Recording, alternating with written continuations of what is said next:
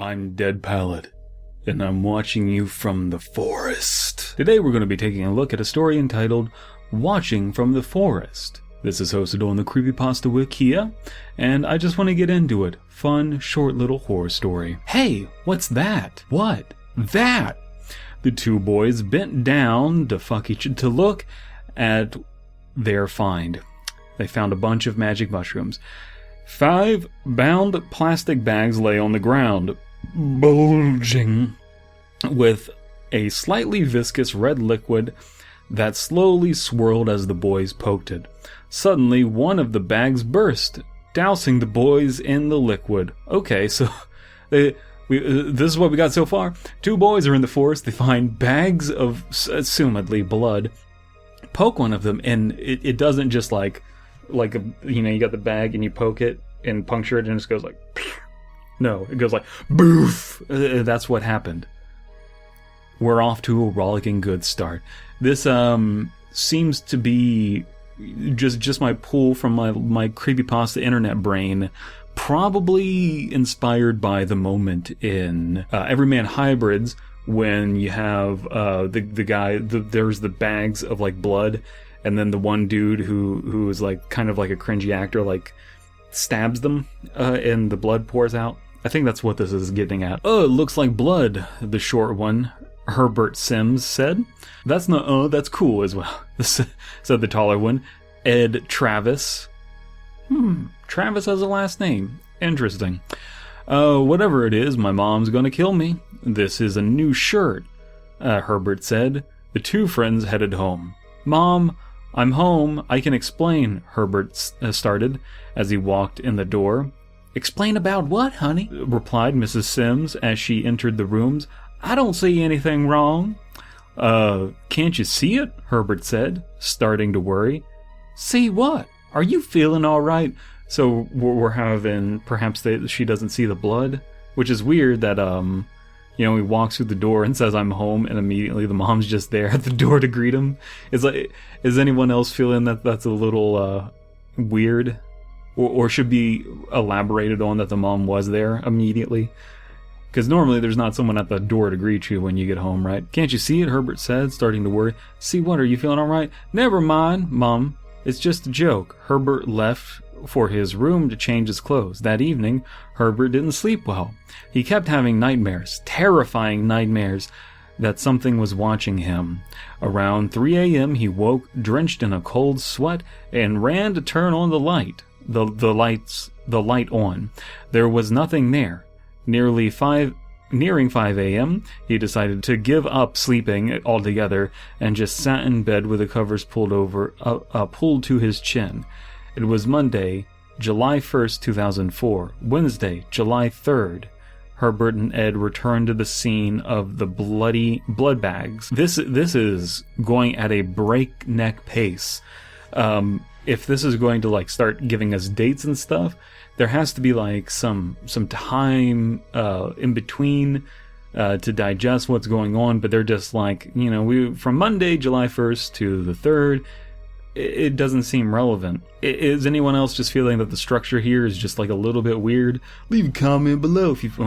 I've been having nightmares for 2 days. I remember our parents couldn't see the blood, Ed was saying. Herbert continued poking at the ground, trying to find something. Finally, he turned to Ed and said, "They all float down here, Ed.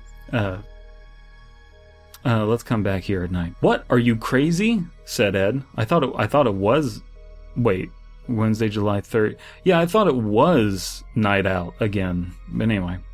What are they doing out in the middle of the woods at night? Is a good question. Are they just wandering? Are they having gay sex? Are they trying to hide that from their parents? I can explain, Mom, why I have doo-doo on my dick. What, are you crazy? Maybe I am, said Herbert. Meet me here at 12, sharp, if you're not chicken and ready to get butt-fucked. I'll be there, said Ed. That night, the 2 boys snuck out of their houses and met in the spot where they first found the bags. Herbert, I'm scared, whimpered Ed. I thought, Herbert was the chicken and Ed was the brave one. Am I wrong?